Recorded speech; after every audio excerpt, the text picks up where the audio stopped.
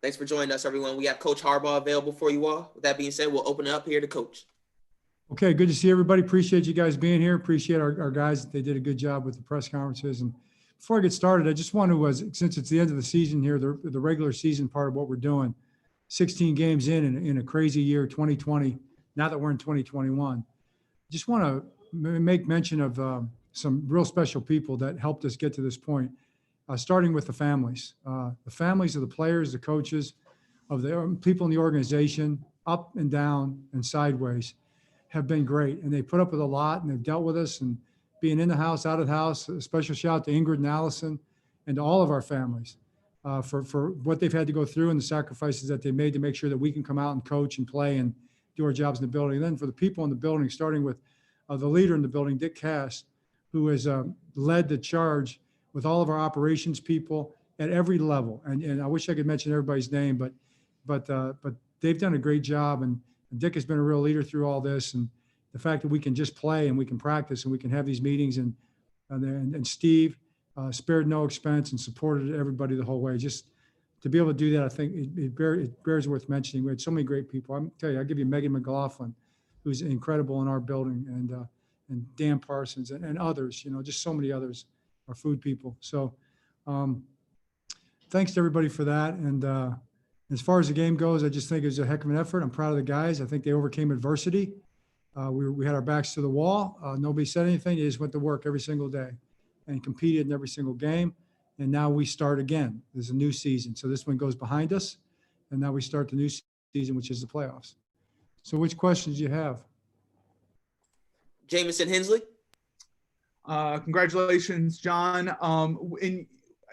Because of getting into the playoffs, I'm sure there's excitement, but now you're in the playoffs. What was kind of your message to the team right afterwards for this game? It was just similar, just joy. I mean, we're joyous about it. We always start with a prayer and praise, and we try to give honor and glory where it's due. And that's to our Lord above, who gives us an opportunity to just to breathe, okay?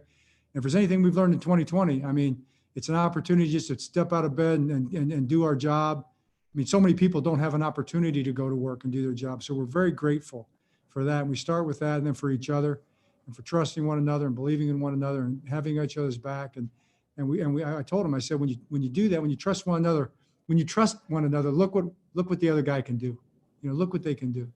And they've done it, and done it with one another and for one another, and they've had each other's back completely. So that, and then we talked a little bit about what we just said about, that season's behind us. The next season is in front of us, and we're looking forward to going to work. Jonas Schaefer. Hey, John, congratulations on the win. I think a week or so ago, you mentioned that you'd given the team a new message or maybe a new shirt. I don't think we've noticed that. Did that have anything to do with this final stretch? And could you tell us if that had any significance?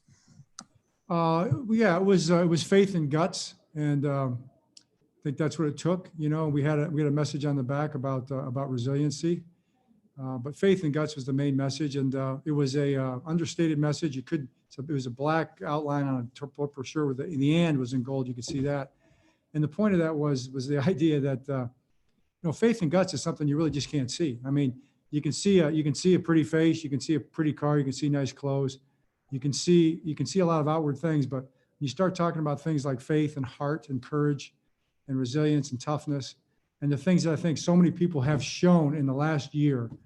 The people that are the frontline workers, the people that are service workers, food people, I mean, that are right out there. To me, that kind of reflects it. And I think our guys, by the way they play and the way they've handled this adversity, have honored them, okay? And it's what it takes. It takes faith and it takes guts. And our guys, I think our guys wear the shirts with pride. Sean Stepner. Hey, Coach, congrats.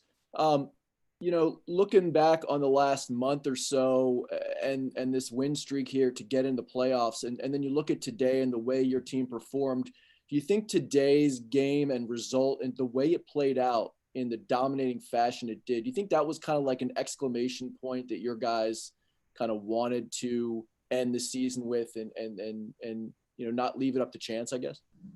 Right. Well, it's never what you say, it's what you do, and there's a great saying, I think it's Emerson, that said,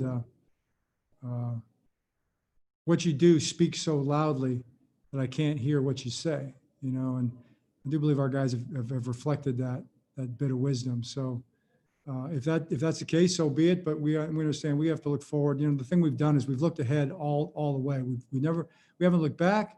We haven't looked left. We haven't looked right. We've looked straight ahead at the next challenge, and that's what is in front of us right now, and that's what we need to do now. Kurt McEwen. Coach, when you're up 38-3, do you have people start looking at Tennessee or who you might be up against next? Do you get that ball rolling, or do you do that Monday, Tuesday? Yeah, that wasn't ever part of the conversation on the sideline or anything like that. I mean, there's so many scenarios that, it wasn't worth even thinking about, but we'll go to work on that. We've been working on all, different teams, and whoever it is, we'll have played everybody except the Bills if it ends up being them for some reason. But no, we'll work on that tomorrow morning, and that'll be our next challenge. Charles Walker. Hey, John. Lamar talked about, and a couple of the other guys, that you guys have really been in playoff mode for 5 weeks now. Do you like going into the postseason that way as opposed to maybe some of the past scenarios that you guys have gone in with? It's a good question, and I think you just kind of have to take it as you find it. I think you can make an argument about anything, but I like where we're at right now. I love where this team is right now. I love us going into the playoffs in this scenario at this time, and I'm excited about it, and really can't wait to get to work tomorrow morning. Mark Viviano. Hey, John, congratulations. In some ways, you have spoiled the Ravens fan base with what seems to be these regular trips to the postseason, 3 in a row, 9 in the 13 years that you've been head coach. How do you look at the accomplishment and appreciate it, even though it's happened so many times? I don't really. I'm probably mad about the 4 we didn't get in, to be honest with you, and we didn't go far enough. So that's probably more what you think about. I feel like we just have to focus on the next challenge, and the next challenge is the next game, and our guys will be ready for that, and that'll be our focus. Aaron Kasanitz. Hey, John, it wasn't that long ago. I think we were all asking about identity and about the running game and all that. The rushing attack has been statistically the best it's been even since, last year, these last 4 games. What in your mind, despite all the injuries and stuff, what in your mind has been the key to that turnaround? Yeah, well, these guys are just executing really well. The running backs are running very well. They're making guys miss. They're breaking tackles. The offensive line is, we see a lot of different fronts. We see a lot of different blitzes and different involvement with the secondary, different ways. This week it was the safeties were heavily involved in the run defense and the wide receivers. I mean, I'll tell you, watch when you get a chance, watch the J.K. Dobbins run and see the Des Bryant block, all right, the touchdown block that he had downfield. It was just a really great block. So it's just a team effort. But, that game's behind us, and we have to find a way against a tough defense next week. It'll be a tough defense, whoever we play, to try to find a way to move the ball and score points. Take a couple more here for Coach Pete Gilbert. Hey, Coach. Again, congrats on getting to the postseason once more. You go back kind of middle of the season, when you lose Ronnie Stanley and then you lose Nick Boyle, 2 of your best blockers, and then the revamping up front to get to the point now where you close out with the 5 straight wins and being so dominant to the point that you now get 400 yards rushing in a game. Can you talk about that change in the development and the growth from the group? And it's been really impressive. Pete, it's just a great point. I think it goes back to the idea of trust, the idea that, you believe in your players, you believe in your people, and believe in one another. I know our guys, like Lamar said it when he was up here talking to you guys.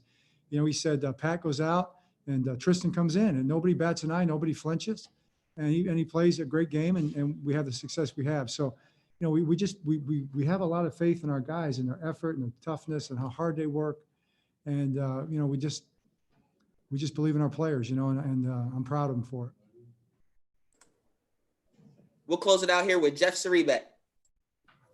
John, you just because you have another big game ahead in a week, how did you get out of this one health-wise? And is there a chance to get a couple of guys like Jimmy and Yannick back that couldn't play today? Is there a chance that they could play in the opener in the playoffs? Right. I think we got through this pretty well. I haven't been informed of anything serious. And I do think there's a good chance we get both of those guys back. I can't say for certain, but I think there's a good chance for those guys to play. Coach, thank you so much for joining us. We appreciate it.